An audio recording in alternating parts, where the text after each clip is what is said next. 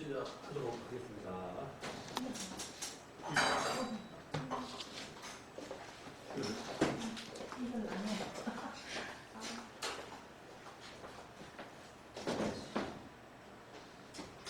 제일 졸릴 때죠. 1시부터. 그럴 이유가 있어요, 목사님. 핑계거리가. 1시부터 식사 시간으로 제일 졸릴 시간 2시부터.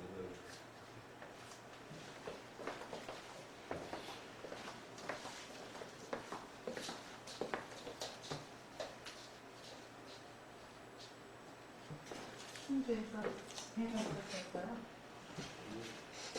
집회가 있었어요. 예. 한 가지, 두 가지를 수업 때 두 가지를 동시에 해도 돼요. 졸면서 들으면서. 두 가지 동시에. 네. 자, 앞서 32장 제사장과 여호와스 왕에 대해서 알아봤고, 자, 33장 제사장과 우시야 왕에 관해서 지금 첫 부분까지 이 앞선 시간에 같이 공부를 했었습니다. 자, 그렇다면 네 번째로 우시야 왕이 교만해지자 어떤 잘못을 했는가라는 부분을 한번 심층하게 한번 살펴보겠습니다. 자, 역대하 26장 16절에 보면 그가 강성하여짐에 그의 마음이 교만하여 악을 행하여 그의 하나님 여호와께 범죄하되 곧 여호와의 성전에 들어가서 향단에 분향하려 한지라. 앞서 시간 말씀드렸었죠. 강력한 능력과 물론 하나님은 되지만 나가 강성이요 부강이고 힘을 갖게 되니까 모든 일을 이렇게 할 수 있는 어떤 그 왕의 권좌 위에 그 능력 위에 섰다는 것입니다. 그러다 보니까 교만이 들어가서 마지막 한 가지 하지보다 하나님께 제사 드릴 일까지도 자기가 하려 했다라는 거기서부터 지금 잘못되기 시작한 부분이 도래됐다는 것이죠.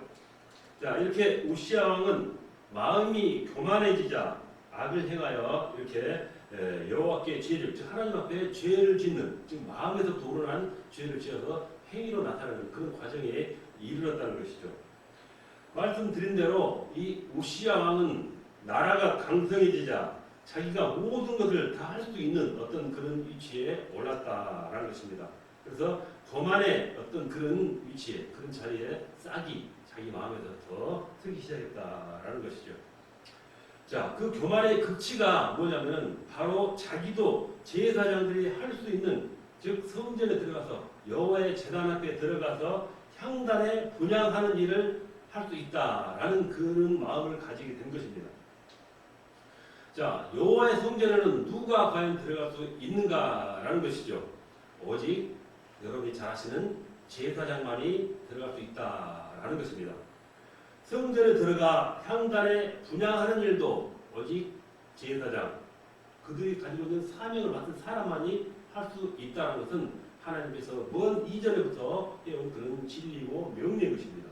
왕이라도 힘을 가진 그 나라의 최우두머린 왕이라 할지라도 제단에 분향하는 일은 절대로 안 된다라고 하는 것입니다.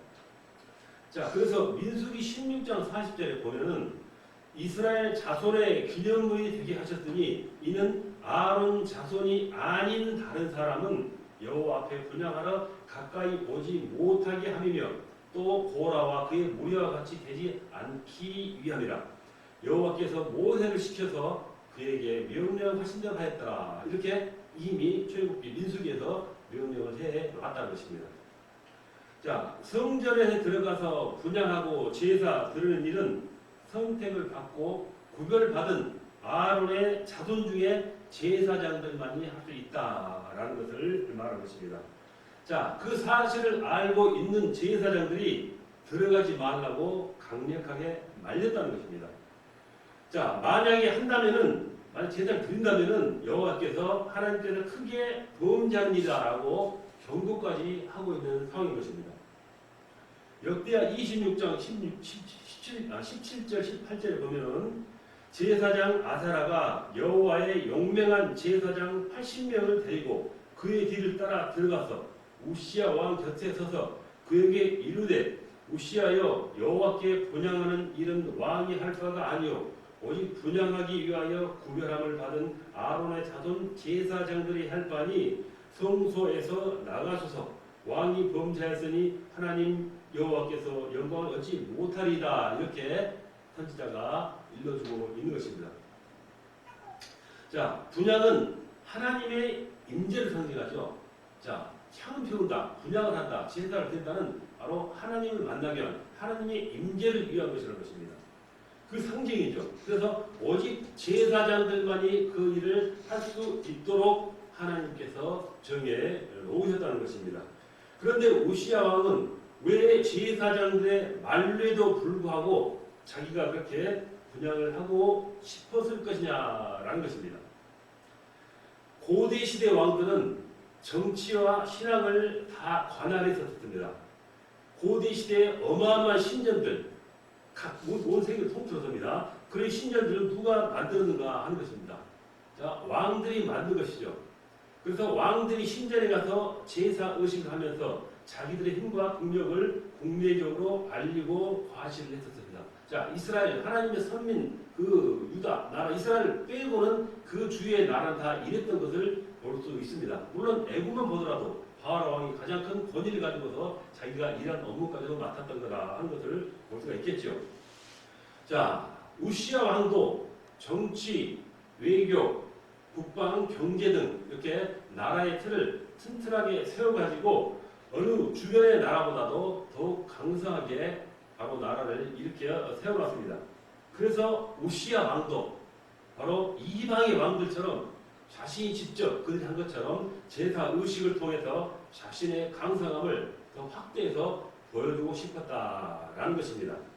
그랬다는 것이죠. 자, 이것은 하나님의 은혜를 망각한 교만 중에 교만이다라는 것입니다. 자, 우리는 잘 될수록 교만하지 말고 더욱더 겸손히 하나님 섬기한다라는 성경의 가르침을 우리는 익히 들어서 또 읽어서 알고 있습니다. 자, 그래서 제사장 아세라가 여호와의 용맹한 제사장 80명을 데리고 그렇게 말씀합니다.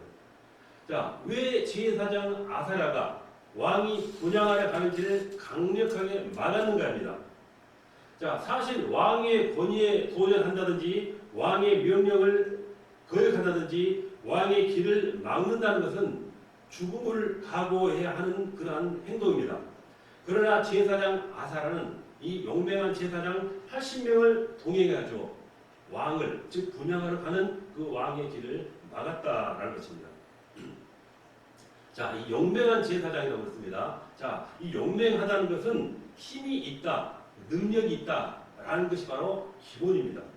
자, 그런 뜻으로 제사장 가운데서 무력을 사용하는 신체적인 힘을 가진 자가 아니라 신앙을 옳게 올바르게 지킬 수 있는 그런 강력함을 가진 제사장입니다.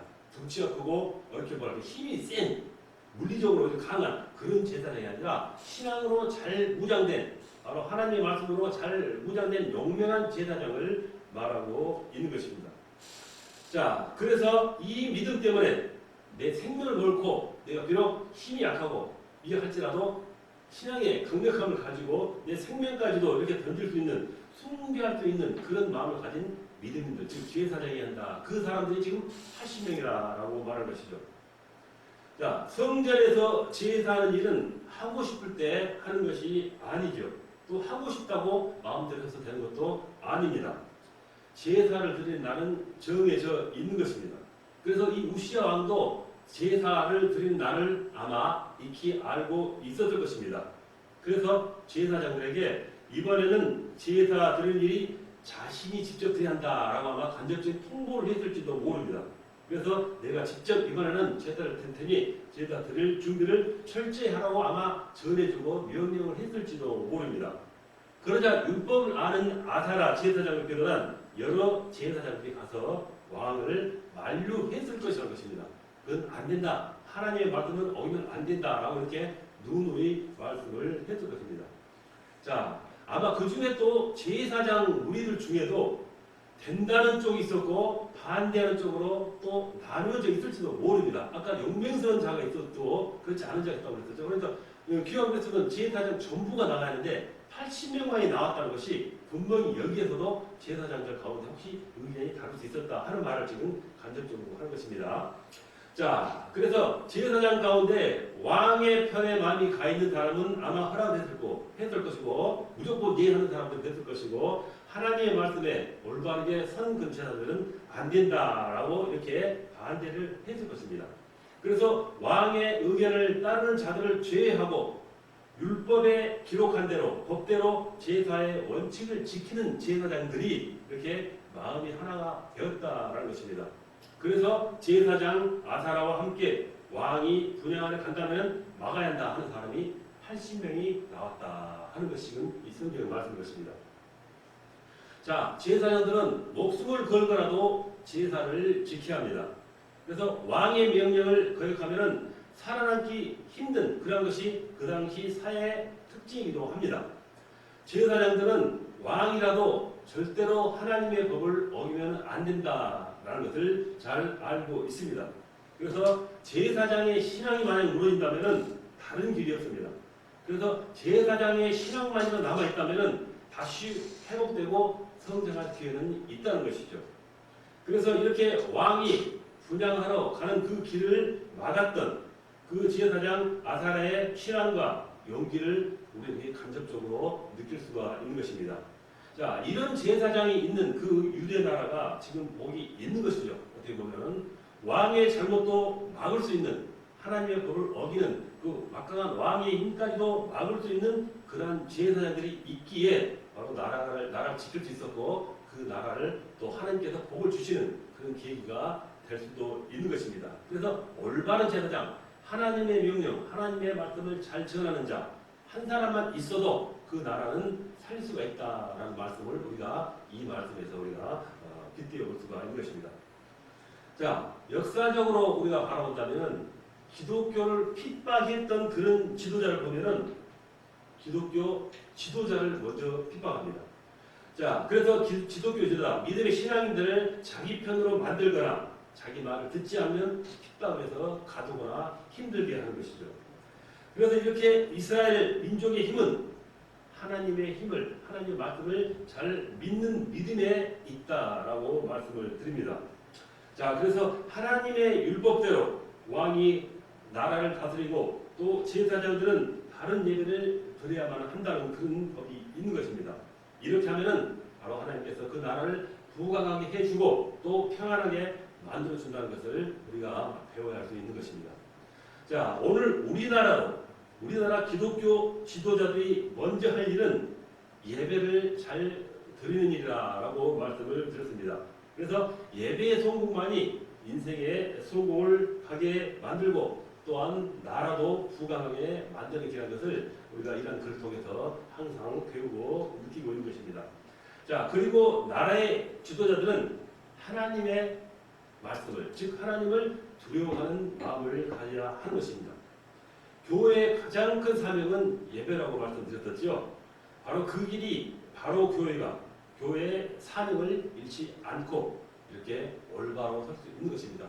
교회가 바로 서면 사회가 바로 서고 나라도 올바로 설 수 있는 기틀이 된다는 것을 우리가 알 수 있는 것입니다. 그래서 예배를 통한 영적 부흥이 바로 나라의 부흥으로 연결된다는 것입니다.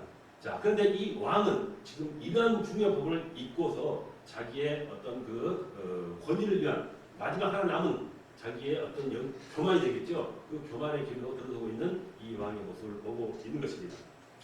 자, 이렇게 성전에서는 제사장의 말을 듣는 것이 가장 복이라는 것입니다. 그런데 이 왕은 지금 그 길을 가지 않고 있고 또한 거스르고 있는 것입니다. 자, 역대하 26장 18절 보면은 우시야 왕 곁에 서서 그에게 이르되 우시하여 여호와께 분향하는 일은 왕이 할 바가 아니요 오직 분향하기 위하여 구별함을 받은 아론의 자손 제사장들이 할 바니 성소에서 나가소서 왕이 범죄하였으니 하나님 여호와께서 영광을 얻지 못하리라 이렇게 말씀을 합니다. 자, 오직 분향하기 위하여 선별된 구별함을 받은 아론의 제사장들이 할 바니라고 방금 성경 말씀에서 우리가 읽었습니다. 제사장들은 왕에게 분향하는 일은 구별받은 제사장들이 하는 것이지 왕이 한 것이 아니다라고 지금 누차 말을 해주고 있습니다. 만약 한다는 하게 된다면 이게 분명히 하나님께 범죄하는 일이요, 잘못된 일이요, 하나님께 영광을, 하나님과 함께 영광을 얻지 못하는 일이라고 분명히 알려주고 있는 것입니다. 그러나 이 우시야 왕은 어떻게 했습니까? 역대하 26장 19절 보면은 우시야가 손으로 향로를 잡고 분향하려 하다가 화를 내니 그가 제사장에게 화를 낼 때에 여호와의 전 안 향단 제사장들 앞에서 그의 이마에 나병이 생기더라. 이렇게 성경이 말합니다. 자, 우시야 왕은 지금 누차 말하는 그 제사장의 말을 거부했습니다. 이 제사장의 말에 상당히 기분 나쁜 태도를 취하면서 분명히 화까지 냈다고 지금 말합니다. 자, 왕은 제사장들에게 화를 내면서 자기가 그래도 끝까지 분향하려 했다는 것입니다. 아무래도 막을 수 없다는 게 되겠죠. 자, 제사장들이 한두 명도 아니고 80명의 반대를 했다면은 제사장의 말을 듣는 것도 또한 왕의 태도가 될 수가 있었을 것입니다. 그러나 오히려 그 제사장들에게 화를 내고 그 말을 뿌리치면서까지 분향하기를 시도한 것입니다. 그때 제사장을 세운 하나님께서 직접 우시야 왕의 이마에 나병이 생기게 했다는 것입니다. 자, 제사장이 막고 막아서 그 분향을 하지 않았더라면 아마 이 지경에 이르지 않았을 것입니다. 그렇지만 제사장의 말까지요, 왕의 권위로서 거역하자 하나님께서 직접 손을 대신 것이다 라고 우리가 생각할 수 있는 것입니다. 자, 제사장의 영역은 오직 하나님의 영역이라는 것입니다. 누구도 침범하지 못하도록 오직 아론과 그의 제사장들만이 그 일을 할 수 있도록 하나님께서 그 일을 정해 놓으셨습니다. 아무리 훌륭하고 뛰어난 왕이라도 하나님의 영역을 침범하면 안 된다는 것입니다. 그리고 인간의 감정과 생각을 가지고 한다면 안 되죠. 그리고 또 자기의 감정 가지고 이렇게 화를 내면서 제사장들에게 화를 내면 더욱 안 되는 것이죠. 오늘 또 우리도 목회자들의 말이나 그 설교를 듣고 우리 혹시 나에게 맞지 않더라도 절대 화를 내면 안 된다 하는 것을 이 글을 통해서 또한 우리는 함께 깨우칠 수가 있어야 합니다. 그 말씀을 듣고 내 말에 맞지 않고 싫더라도 듣고 순종하는 것이 복이다라는 것이 지금 이 앞서 있던 본문 내용과 마찬가지인 것이죠. 자, 나병이 생기자 그가 어떻게 됐을까요? 역대하 26장 20절에 보면은 대제사장 아사라와 모든 제사장이 왕의 이마에 나병이 생겼음을 보고 성전에서 급히 쫓아내고 여호와께서 치심으로 왕도 속히 나가니라. 결국 성전에서 쫓겨나갔다는 것입니다. 제사장은 분향을 하지 못했겠죠, 분명히. 자, 왕이 분향하는 중에 주님께서 하려자 그에게 징계로 나병이 생기게 했습니다. 나병이 생기자 지체없이 왕을 성전에서 쫓아냅니다. 율법에 분명히 나병한 자는 가까이는 안 된다고 분명히 나와 있는 것이죠. 그래서 그렇게 의기당당했던 왕도 자신에게 나병이 생긴 것을 알고 제사장들이 쫓아낼 때 아무 말도 못하고 나갈 수밖에 없었습니다. 왕도 그때서야 여호와께서 자기에게 징계를 내린 줄을 알았기 때문이죠. 그러나 그때는 이미 때가 늦어버린 것입니다. 하나님의 징계로 그 생긴 나병 때문에 왕은 성전에서 추방당했습니다. 성전에서 추방당한 왕은 더 이상 다시 왕궁으로도 살아갈 수가 없게 되었습니다. 그래서 더 이상 왕국을 갈 수 없는 왕, 예수 또한 왕으로서의 업무도 바라볼 수 없게 된 것이죠. 죽는 날까지 왕궁 아닌 별궁에서 살아있다는 것입니다. 한순간에 자기 모든 능력과 권력과 아성과 자기의 힘이 그 제사장의 말을 하나님의 명령을 어김으로써 일순간 사라지고 말았다라는 것을 볼 수 있는 것입니다. 자, 그래서 성경 말씀 역대하 26장 21절 보면은 우시야 왕이 죽는 날까지 나병 환자가 되었고 나병 환자가 되매 여호와의 전에서 끊어져 별궁에 살았으므로 그의 아들 요담이 왕국을 관리하며 백성을 다스렸더라 이렇게 말합니다. 자, 왕궁에 들어가지 못함으로 업무를 보지 못함으로 그의 아들 요담이 왕국을 관리하며 백성을 다스렸더라라고 지금 말씀하고 있습니다. 자, 아모스와 스가랴 선지자는 우시야 왕 때 큰 지진이 일어났다고 말하고 있습니다. 자, 그래서 역사가 요세푸스는 이 지진이 우시야 왕이 성전에서 직접 분양하다가 나병 순간 있죠. 하나님의 말씀을 어겨서 하나님께서 징계하심으로 나병을 얻게 된 그 사건과 관련해서 일어난 것이라고 설명도 하고 있습니다. 자, 아모스 1장 1절 보면은 유다 왕 우시야 시대 곧 이스라엘 왕 요아스의 아들 여로보암의 시대 지진 전 2년에 두부와 목자 중 아모스가 이스라엘에 대하여 이상적으로 하는 말씀이라 이렇게 말합니다. 자, 지진 전이란 그 말씀 다루고 있죠. 자, 그리고 스가랴 14장 5절 보면은 유다 왕 우시야 때 지진을 피하여 도망하던 것 같이 하리라. 나의 하나님 여호와께서 임하실 것이요 모든 거룩한 자들이 주와 함께 하리라. 이렇게 지진에 대한 부분을 선지자들이 말하고 있는 부분입니다. 이것이 바로 아까 말씀드린 그 왕의 어떤 거역함에 대해서 그 벌하심이 있었던 그 지진이라고 역사가 요세푸스가 이렇게 해석한 부분도 있다는 것입니다. 자, 이렇게 우시야 왕은 믿음으로 출발했다가 교만 때문에 징계를 받고 끝나버리고 말았다라는 것입니다. 그래서 이렇게 역대기에서 여러 왕들이 있죠. 역대기에서 그 왕들의 역사를 보면은 하나님의 말씀에 순종했는가 불순종했는가라는 보는 것이 주된 내용이고 핵심입니다. 자, 우시야 왕도 하나님께 순종하고 복종할 때는 번영과 축복을 누릴 수가 있었지만 하나님을 어기고 또 불순종할 때는 바로 징계와 고난을 따랐던 것을 우리가 알 수 있습니다. 제사장을 존중히 여기고 제사장의 제사 업무를 잘 따르고 실행했을 때는 하나님의 복을 받아서 형통을 했지만 교만하여 제사장을 무시하고 제사 업무를 자기 마음대로 했을 때는 하나님의 징계를 받아 고통을 당하는 입장에 이르게 됐다라는 것이죠. 자, 왕들이 사는 길은 선지자와 제사장들을 존중히 여겨야 한다 하는 것을 우리 성경 통해서 잘 알 수가 있습니다. 선지자와 제사장들은 하나님이 세운 지도자들이다라는 것이죠. 유다 나라가 아닌 다른 나라의 왕들은 왕들에게 모든 권한이 집중되어 있기 때문에 누구든지 그 왕의 행포를 그 누구도 말 수가 없습니다. 그러나 유다는 신정 정치를 하는 나라입니다. 왕이 있어도 하나님의 통치를 받아야 한다라는 것이죠. 그래서 하나님은 이렇게 선지자와 제사장을 세워서 유다 민족이 하나님의 말씀을 잘 따르도록 이렇게 나라의 구조를 하나님께서 만들어 놓으신 것입니다. 자, 역대하 26.5절을 보면은 어떤 내용이 있냐면은 그의 곁에는 하나님을 경외하도록 가르쳐주는 스가랴가 있었는데 스가랴가 살아있는 동안 우시야는 하나님의 뜻을 잘 따랐다.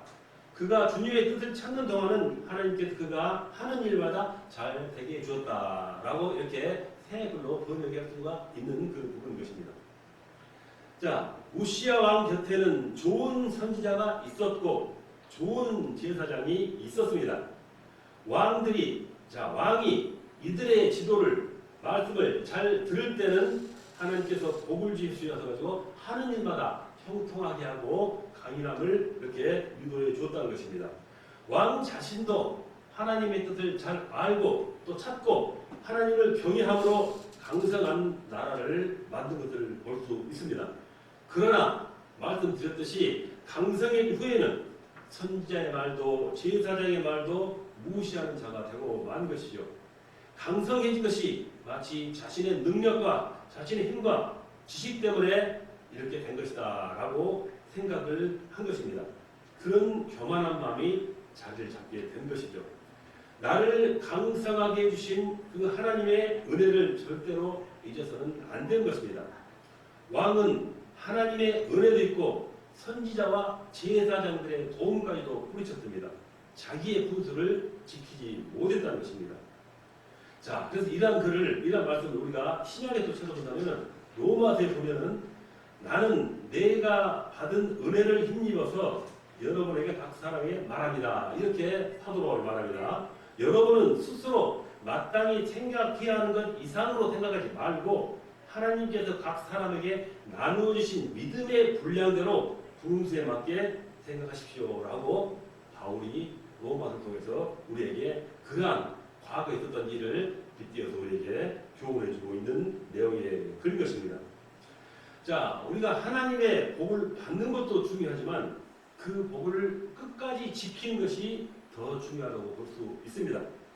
이 여호와스 왕도 하나님께서 주신 그 훌륭한 복을 지키지 못하고 배은망덕하다가 망했고, 우시야 왕도 배은망덕하다가 나병에 걸려서 왕궁에서 쫓겨났다는 것입니다. 우리가 끝까지 붙잡고 있어야 할 것은 하나님의 말씀을 순종하면서 살아가는 것입니다. 그리고 하나님의 말씀을 잘 전해주고 하나님께 제사 드리는 책임을 감당하는 제사장의 지도를 잘 받아야 한다는 것입니다. 오늘 교회 생활을 하면서 목회자의 지도와 교육을 잘 받고 우리가 순종하는 것이 곧 복입니다.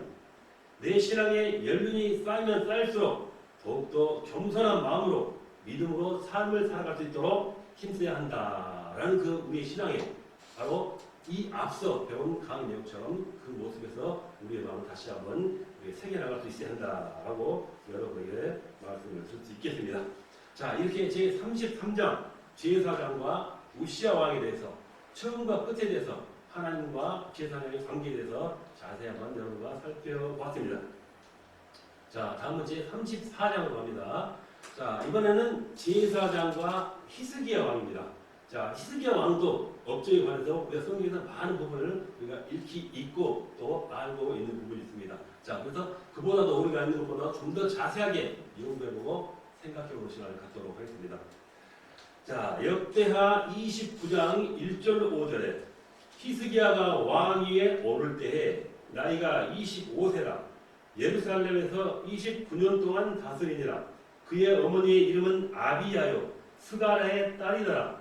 히스기야가 그의 조상 다윗의 모든 행실과 같이 여호와 보시기에 정직하게 행하여 첫째 해 첫째 달에 여호와의 전 문들을 열고 수리하고 제사장들과 레위 사람들을 동쪽 광장에 모으고 그들에게 이르되 레위 사람들아 내 말을 들으라. 이제 너희는 성결하게 하고 또 너희 조상들의 하나님 여호와의 전을 성결하게 하여 그 더러운 것을 성소에서 없애라. 이렇게 22장 1절로 5절의 말씀에 하고 우리에게 전해주는 말씀입니다. 자, 남왕국입니다. 자, 북이스라엘 말고 남왕국 유다의 아수 왕이 통치했을 때 북왕국 이스라엘은 주전 722년 전에 아수르 제국에게 멸망을 당하고 맙니다. 자, 이 모습을 보았던 왕자 히스기야는 아버지 아스에 이어서 25세 왕에 올랐다라는 것입니다. 유다의 아스 왕은 아수르 제국에게 조공을 바칠 만큼 이렇게 힘이 없고 나약한 그런 상태였다는 것입니다. 그래서 아스가 이렇게 유다 왕이라면 당연히 여호와의 하나님을 믿고 또 나라를 다스려야 했을 것입니다. 그러나 이 아스 왕은 여호와 하나님을 섬기는 것 대신 이방 신들을 섬기는 우상 숭배자가 되었다는 것입니다. 자, 또 하나님을 의지하는 대신에 이방 나라, 즉 조공을 바치면서 강대국을 의지하면서 살아가는 그런 아스 왕이었다는 것입니다. 자, 유다 나라가 하나님을 의지하지 않고 이방 나라를 의지하고 하나님을 섬기는 일 대신에 우상을 숭배함으로써 나라가 약해졌을 때 지금 말씀드린 이 히스기야 왕이 29년 동안 나라를 다스리기 시작했다라는 말씀 지금 방금 앞서 읽은 본문 말씀의 내용입니다. 자, 히스기야는 왕위에 오른 후에 아버지 아스 왕의 정책이 잘못되어 가지고 나라가 약해진 것을 알고, 자, 잘못된 건 말씀드렸죠. 강대국 섬기고 또 우상 숭배하고 이런 잘못된 그 왕이 아버지 아스 왕이라는 것입니다. 자, 약해진 것을 알고 먼저 종교 개혁을 즉 제사죠. 하나님을 섬기는 그 제사 개혁을 단행해서 우상 숭배로 더러워진 성전을 정비하고 성전 예배를 회복하는 그 일에 우선함으로써 나라를 또다시 강성하게 만들어 놓았다는 것입니다. 자기 아버지 아스 왕의 잘못됨을 보고 히스기야가 자기가 왕을 이어받았을 때는 왜 우리나라가 이렇게 약했는가 하는 걸 깨달았다는 것입니다. 그래서 하나님의 말씀 제사를 되돌리고 다시 성전에서 우상을 쫓아내는 어떤 그런 일을 단행해 나간 것입니다. 자, 방금 말씀드렸듯이 히스기야는 왕이 오른 후에 아버지 아하스 왕의 정책이 잘못되어 나라가 약해진 걸 알고 종교 개혁을 당했다는 걸 말씀드렸습니다. 우상 숭배로 더러워진 성전을 정비하고 성전 예배를 회복한다 하는 일에 우상으로 다시 나라를 강성하게 만들어 놓았다라고 말씀드렸습니다. 아버지가 잘못해도 아들이 잘할 수 있고 아들이 잘해도 아버지가 잘못할 수가 있습니다. 자, 이 히스기야의 아버지 아하스 왕은 악한 왕이고 그 아들 히스기야는 선한 왕이라고 우리가 해석을 할 수 있습니다. 그리고 그 히스기야의 아들 므낫세 왕은 악한 왕 중에 또 악한 왕이었다라는 것이죠. 자, 그래서 선과 악의 기준은 어디 있는가라는 것입니다. 바로 하나님의 가는 길, 즉 하나님을 섬기느냐 아니냐, 섬기지 않는 길로 가느냐 하는 걸로 판단된다는 것입니다. 자, 하나님을 섬기는 길로 가느냐 아니면 하나님을 버리고 우상 숭배의 길로 가느냐가 달려 있다는 것입니다. 자, 이렇게 아버지 때 또 아들 때 그 후대까지 하나님의 말씀을 섬기는 것, 하나님의 말씀을 섬기지 않는 것, 또 섬기는 것, 이것이 잘과 잘못이 반복되어 가고 있는 그런 모습을 이 역사를 통해서 우리가 보고 있는 것입니다. 자, 그렇다면 이 34장에 있는 히스기야 왕은 과연 누구일까요? 히스기야는 유다 왕 아하스의 왕입니다. 방금 말씀드렸죠. 아하스 왕은 믿음이 없는 왕으로서 나라를 아주 약하게 만들었습니다. 전쟁에서는 졌고 그 결과 많은 사람들이 죽고 또 포로로 잡혀가고 또 그 옆에는 강대국 또 아수르 나라에 도움을 요청했지만 오히려 전쟁에 죽고 또 전쟁의 포로로 붙잡혀갔습니다. 자, 그래서 도움을 청한 나라에서 그 도움을 청함을 받기는커녕 오히려 자기들의 왕궁과 성전 안에 있는 보물을 다 뺏기고 줄 수밖에 없었다는 것입니다. 그들이 또 남은 유다의 나라에 와가지고 오히려 모든 재산과 보물을 탈취하고 마는 그런 지경에 이르고 말게 된 것입니다. 자, 그래서 성경 말씀이 뭐라고 했냐면은 역대하 28장 22절로 22절 보면은 이 아하스 왕이 공고할 때에 더욱 여호와께 범죄하여 자기를 친 다메섹 신들에게 제사하는데 자기를 친 다메섹 신들에게 제사를 한다고 합니다. 자, 아람 왕들의 신들이 그들을 도왔더니 나도 그 신에게 제사하여 나를 돕게 하라 했더니 자, 다른 나라 신이 그 나라 찬송으로 그 나라 신에게 나를 도와주기로 하는 그 잘못된 제사를 드리고 있는 것입니다. 말하고 있는 것입니다. 그 신이 아하스와 온 이스라엘을 망하게 하였더라. 아하스가 하나님의 전에 기구를 모아 하나님의 전에 기구들을 부수고 또 여호와의 전에 문을 닫고 예루살렘 구석마다 제단을 쌓고 유다 각 성읍에 산당을 세워 다른 신에게 분양하여 그의 조상들의 하나님 여호와를 진노케 하였더라. 오히려 잘못된 길을 함으로써 자기가 바라던 바가 이루어지지 않고 역효과라고 그러죠. 더욱 좋지 않은 지경에 빠지고 만 그런 왕이라는 것입니다. 자, 그래서 이렇게 아하스 왕은 더욱 여호와께 범죄했고 이방의 신들에게 도움을 구했으나 오히려 그 신들이 반대로 유다와 온 이스라엘을 망하게 하고 말았다는 것입니다. 아하스 왕은 그 사실을 깨닫고 회개하고 돌아와서 하나님을 섬기면 좋았으나 그렇지 않고 더 우상 숭배를 하고 예루살렘 성전까지 우상 제단을 설치해서 하나님의 분노를 일으키고 만 것입니다. 자, 이렇게 나라가 가장 어렵고 힘들 때 왕위에 오른 사람이 방금 말씀드린 히스기야라는 것입니다. 자, 그래서 히스기야가 누군가를 전혀 알아봤고 히스기야는 다윗의 행실과 같이 여호와 보시기에 정직하게 행하였더라. 아까 아버지 아들 세대 그 대대에 이어서 하나님을 섬기지 않는 일이 반복된다고 말씀드렸었습니다. 자, 역대하 29장 2절에 히스기야가 그의 조상 다윗의 모든 행실과 같이 여호와 보시기에 정직하게 행하여 자, 히스기야의 단편적인 모습을 보여주고 있습니다. 히스기야 왕은 다윗 왕처럼 여호와 보시기에 정직한 길로 갔다라고 말씀을 합니다. 유다 나라 왕들을 평가하는 기준은 우리가 다윗 왕의 길로 갔느냐, 다윗 왕의 길과 같지 않게 갔느냐 한 걸로 평가합니다.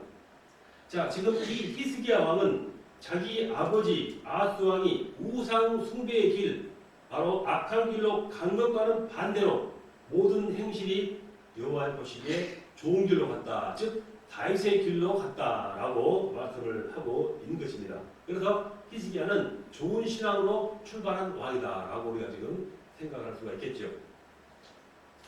자, 히스기야 왕은 첫 번째 했죠. 그러니까 좋은 일을 많이 함으로써 다시 신전을 회복하고 하나님의 신앙을 회복한다고 하는 그런 히스기야의 모습이라고 말씀드렸습니다. 그렇다면 이 히스기야 왕의 첫 번째 행적은 제사장들과 레위 사람들을 모은 것이 가장 첫 번째로 행했던 일입니다.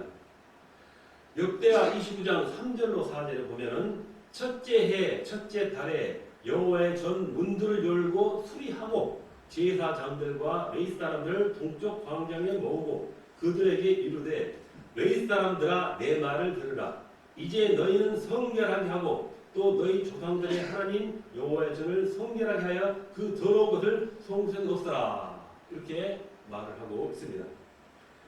히스기야 왕이 가장 먼저 한 일은 다른 나라의 어떤 힘을 의지하여 그 도움을 받지 않고 또 우상을 숭배하지 않고 먼저 성전문을 열고 제사장들과 레위 사람들을 불러가지고 그 일을 감당할 수 있는 사명을 가진 사람들을 불러서 성전을 다시 수리하는 일을 했다라는 것입니다. 자, 그것이 나라가 다시 부흥되는 기름을 알았기 때문에 아마 그랬을 것입니다. 레위 사람들을 불렀다라는 말은 자, 항상 레위 사람들이 있을 텐데 왜 레위 사람을 불렀다고 표현했을까라는 의미가 되겠습니다. 자, 그 말은 아하스 왕이 레위 사람들을 쫓아냈다는 말과 같습니다. 자, 아하스 왕은 신앙이 없었던 사람이다. 그러니까 제사장과 함께하지 않은 사람이 있겠죠. 그래서 하나님의 말씀을 전하는 그런 말 선지자의 제사장들의 말 듣지 않고 오히려 분함을 느끼고 멀리 했다라는 그런 의미입니다. 그래서 히스기야 왕은 그렇지 않고 그 멀리 있었던 레위인과 제사장들을 다시 불렀다 하는 의미가 지금 불러모았다는 것입니다. 자, 그래서 레위 사람을 쫓아내고 우상 숭배하는 일을 했기 때문에 하나님의 성전이 더러워졌다는 것입니다. 그래서 다시 레위 사람을 불러서 성전을 깨끗게 하는 일을 한다라고 지금 여러분에게 말씀드린 것입니다. 자, 성전 안은 오랫동안 제사가 중단되었겠죠. 그래서 제사가 중단되므로 말미암아서 우리가 어떤 장소를 손질 안 하고 그대로 두면은 이렇게 먼지가 쌓이고 이거 부패하고 나태해지듯이 그런 모습의 성전 모습을 말하고 있는 것입니다. 그래서 가장 먼저 해야 할 일들, 제사장들과 레위 사람들로 하여금 이렇게 나태되고 이렇게 잘못되고 무너진 성전을 다시 일어서서 다시 수리하고 고치는 일이라는 것이죠. 자, 히스기야 왕이 된 첫째 달에 가장 먼저 성전을 성결하게 하고 성소에 더러운 것들을 없애는 일을 했다라고 말합니다. 자, 하나님의 거룩한 영광의 빛이 충만해야 할 성전에 더러운 것들로 그동안에 꽉 채워져 있었다라고 말씀을 한 것입니다. 자, 그래서 성전을 깨끗게 하는 일을 물론 누구나 불러서 그 일을 할 수 있었겠지만 그렇게 하지 않고 율법의 말씀대로 제사장과 레위 사람들을 불러서 그 일을 시켰다는 것입니다. 그래서 레위 사람들 다시 불렀다라고 말씀하는 것이죠. 왕은 나라를 바로 세우는 일에 가장 중요한 사람이 바로 이 사람은 이 히스기야는 이제 나의 힘과 내 능력과 그리고 주변의 강대국의 힘에 의지하는 것이 아니라 제사장과 레위 사람들로 하여금 하나님의 제사를 잘 드리게 되는 것이 가장 급선무구나하는 것을 깨달았다라고 우리가 말씀을 드릴 수가 있습니다. 그래서 성경 말씀 역대하 29장 6절로 9절을 보면은 우리 조상들이 범죄하여 우리 하나님 여호와 보시기에 악을 행하여 하나님을 버리고 얼굴을 돌려 여호와의 성소를 등지고 또 낭실 문을 닫으며 등불을 끄고 성소에서 분향하지 아니하며 이스라엘의 하나님께 번제를 드리지 아니하므로 여호와께서 유다와 예루살렘에 진노하시고 내버리사 두려움과 놀람과 비웃음거리가 되게 하신 것을 너희가 똑똑히 보는 바라. 이로 말미암아 우리의 조상들이 칼에 엎드러지며 우리의 자녀와 아내들이 사로잡혀 갔느니라. 이렇게 말을 하고 있는 것입니다. 자, 왜 왕이 성전을 깨끗하게 하는가라는 것을 설명한 것입니다. 자, 자기 나라가 자기 나라가 사람들에게 두려움과 놀람과 비웃음거리가 된 이유를 말하고 있다는 것입니다. 왜 성전을 깨끗하게 해야 하는가? 그 이유를 지금 말하고 있는 것이죠. 우리 조상들이 여호와 보시기에 악을 행했다. 그래서 비웃음거리가 되고 조롱거리가 됐다는 것이죠. 하나님을 버렸다 하는 이유가 되는 것입니다. 얼굴을 돌려서 여호와의 성소를 등졌다고 말씀했습니다. 낭실 문을 닫고 즉 등불을 끄고 분향하지 않았다는 것입니다. 여호와 하나님께 번제를 제사를 드리지 않았다라는 이유를 대서 우리에게 우리 지금 앞서 읽은 본문 말씀의 내용을 다시 한번 우리에게 전해주고 있는 것입니다. 자, 우리가 어떤 일을 할 때 그 원인을 알면은 어떤 문제가 있을 때 그 답을 알 수가 있고 그 답이 나온다라고 말합니다. 하나님의 백성들의 가장 기본은 여호와 하나님을 내 인생의 주인으로 삼고 살아가는 것입니다. 내 삶의 주인으로 삼은 그 여호와 하나님을 바라보며 살아가야 한다는 것입니다. 그 길이 성전에 나와서 제사를 드리는 일이다라는 것이죠. 아까 꺼졌다는 그런 향단의 불, 그 향단의 불 절대로 꺼지면 안 되는 것을 알고 있음에도 그러한 일을 지키지 않은 것이죠. 신앙은 항상 성소의 불이 꺼지지 않게 해야 합니다. 예배를 멀리하고 교회에 나와도 감동과 기쁨이 없는 이유, 그것은 바로 하나님을 멀리하고 우리 마음에 불길이 꺼져 있는 그런 마음의 모습과도 동일한 그런 것을 대변해주고 있는 그런 말씀인 것입니다. 하나님을 향한 영적인 불이 꺼져 있기 때문이다라고 말씀을 드릴 수 있습니다. 이것은 신앙이 변질되고 그리고 타락의 길로 가는 길을 알고 반드시 불을 다시 살려야 한다는 것입니다.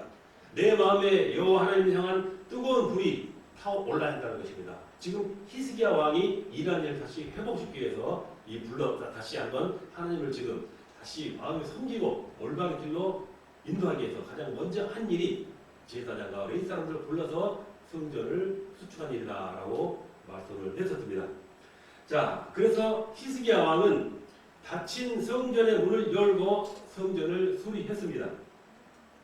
성경 말씀 역대하 28장 1절로 4절, 24절로 25절 보면은 아하스가 왕위에 오를 때 나이가 20세라 예루살렘에서 16년 동안 다스렸으나 그의 조상 다윗같이 아니하여 여호와 보시기에 정직하게 행하지 아니하고 이스라엘 왕들의 길로 행하여 바알의 우상을 부어 만들고 또 흰놈의 아들 골짜기에서 분양하고 여호와께서 이스라엘 자손 앞에서 쫓아내신 이방 사람들의 가정한 일을 본받아 그의 자녀들을 불사르고 또 산당과 작은 산 위와 모든 푸른 나무 아래서 제사를 드리며 분양하니라. 아하스가 하나님의 전의 기구를 모아 하나님의 전의 기구들을 부수고 또 여호와의 전 문들을 닫고 예루살렘 구석마다 제단을 쌓고 유다 각 성읍에 산당을 세워 다른 신에게 분양하여 그의 조상들의 하나님 여호와를 진노하게 하였더라. 히스기야의 아버지 아하스 왕이 이렇게 저희로 있는 잘못된 신앙의 모습을 일러주고 있는 성경 말씀인 것입니다. 자, 이렇게 히스기야의 아버지 아하스 왕은 우상 숭배로 더러워지게 했고 성전을 더러워지게 했고 결국은 성전의 문을 닫기까지 했다는 것입니다.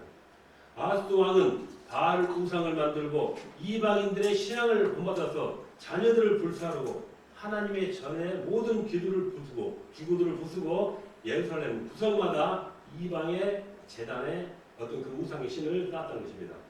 이런 일을 유다 왕 아하스가 했으니 하나님의 진노가 유다 나라에 임할 수밖에 없었다는 것입니다.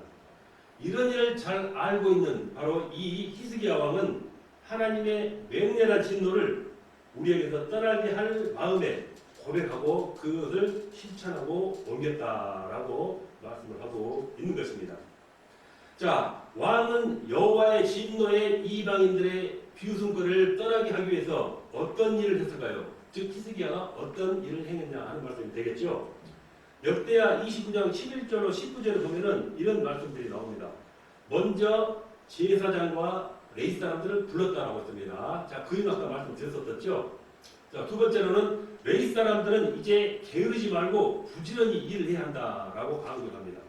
그리고 여호와 앞에 서서 다시 분양하는 일을 해야 한다라고 강조를 하고 레위 지파에서 대표자의 이름을 이제 발표를 합니다. 그리고 이제 왕의 명령을 따라서 여호와의 전을 깨끗하게 했었고 제사장들도 성전을 깨끗하게 하는 일에 앞장을 섰습니다. 그리고 16일 만에 이제 성전을 완전하게 성결하게 하는 일을 마쳤다라고 말을 하고 있습니다. 자, 바른 신앙을 유지하는 비결 중에 하나가 이렇게 성전을 항상 깨끗하게 해 놓아야 한다라고 말씀하는 것입니다. 하나님께 예배를 드리는 그 모든 방해 요인을 제거해야 한다라는 것이죠. 잘못된 것은 과감하게 뜯어 고쳐서 개혁을 해야 합니다. 신앙은 늘 이렇게 고쳐지고 새롭게 이루어져야 한다는 것이죠.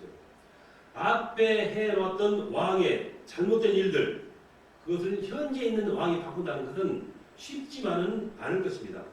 독이 아버지 왕 때 해놓은 것을 그 아들 왕이 후사에서 바로 바꾼다는 것은 더욱 어렵고 힘들 수가 있을 것입니다. 혁명적인 차원, 즉 개혁적인 잘못된 걸 고쳐나갈 수 있는 개혁적인 신앙과 정신이 아니고서는 도저히 할 수 없는 그런 여건과 환경인 것입니다.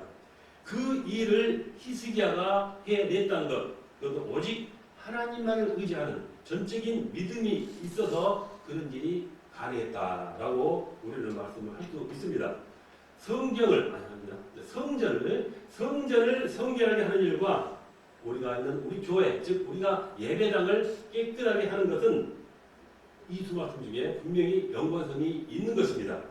우리가 하나님께 드린 장소, 또 예배당은 항상 거룩함과 엄숙함으로 하나님 보시기에 온전하도록 우리는 잘 유지한다라고 말씀을 하고 있습니다.